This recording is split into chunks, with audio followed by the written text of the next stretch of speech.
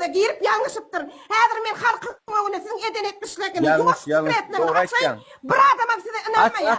Men aýdaýyn daşa ýuzy bilen bile inanmaýar. Siz näçe gyýdym bilen men ola ýaryň nomer berdim. $1000 ýaky kömek aldyň. Meňe firma gelip maksadım Türkiye.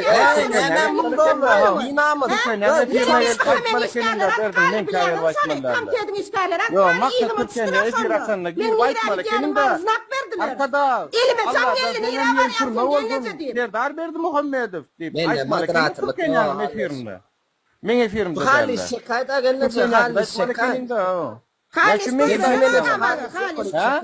Koy veren o. Ay düelmersin ayttırmadan maksat efir aslında. Burada ben çok. Yamanlar ne diyorlar? Halis. Giyirini bilem ok men seni. Kultulaten Turkmenistan'da kamise geçsin. Nuran'la men senin eden rahatlığını aytçık. Men geleyim kanuna bak. Adamlar ne